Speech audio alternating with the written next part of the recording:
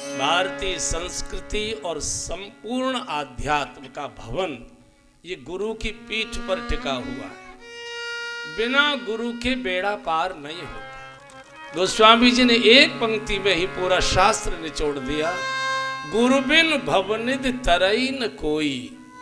कौन कौन बोले, जो बिरंच शंकर सम होई, ब्रह्मा विष्णु महेश भी बिना गुरु के पार नहीं हो सकते।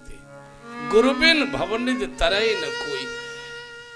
जैसे नदी से नाव को सकुशल किनारे तक पहुंचाने के लिए मल्लाह चाहिए, कोई न कोई केवट चाहिए। बिना केवट की, बिना मल्लाह की नाव उलट सकती है, भटक सकती है, बह सकती है। तो कोई न कोई नौका को खेने वाला चाहिए। ऐसे ही बंधु और बहनों, संसार सागर से जीवन रूपी नौका को सकुशल किनारे तक पहुंचाने के लिए कोई न कोई केवट चाहिए, कोई न कोई मल्लाह चाहिए। और उस केवट को, उस मल्लाह को शास्त्र में गुरु कहकर संबोधित किया। गुरु बिन भवनिध तरई न कोई। जीवन का शुभारंभ ही गुरु की कृपा से, गुरु के आशीर्वाद से हो। पतंग और पतंगे का, पतंग में भी वही अक्षर है, पतंगे में भी वही अक्षर है, लेकिन दोनों में जमीन आसमान का अंतर है। पतंग परतंत्र रहती है, पतंगा स्वतंत्र रहता है।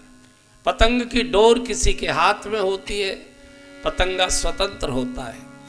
लेकिन स्वतंत्र पतंगा थोड़ी ही देर पर किसी न किसी दीपक की लौ पर जलकर राख और खाक हो जाता है।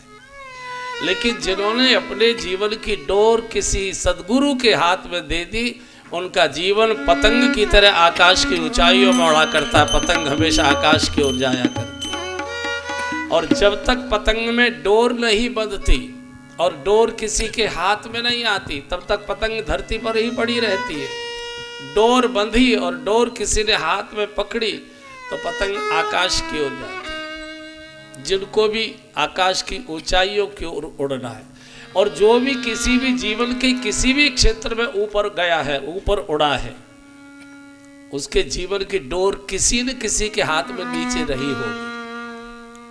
कोई न कोई तो सिर पर हाथ रखने वाला चाहिए। परम स्वतंत्र सिर पर कोई न कोई मार्गदर्शन देने वाला, कोई न कोई संकेत देने वाला, कोई न कोई कृपा दृष्टि रखने वाला, कोई न कोई पीठ थपथपाने वाला, कोई रास्ता कोई तो चाहिए।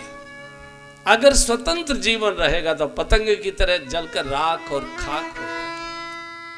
दशरथ जी से कोई जब गुरु जी की बात करता था तो दशरथ जी की आंखों से आंसू आ जाते थे। दशरथ कहते थे कि गुरु की महिमा मुझसे ज्यादा कोई नहीं जानता है। मेरे भवन में तो अंधेरा हो चुका था, वृद्धावस्था आ चुकी थी, मेरी रानियों को ऋतु धर्म बंद हो चुका था, महल अंधकार में डूबने जा रहा था। गुरु कृपा हो गई। लेकिन आज 4 पुत्रों के प्रकाश के रूप में मेरा भवन जगमगा रहा है। जो कुछ भी मुझे आज मिला है गुरु की कृपा से मिला। पुरुषार्थ फलित नहीं होता। घर में बुजुर्गों का, माता पिता का, दादा दादी का, गुरुजनों का, महत पुरुषों का आशीर्वाद फलित। परिश्रम तो बहुत लोग करते, पसीना तो बहुत लोग बहाते, 2 समय का भोजन नहीं जुटा पाते। तो इस सब में आशीर्वाद ही फलित होता है।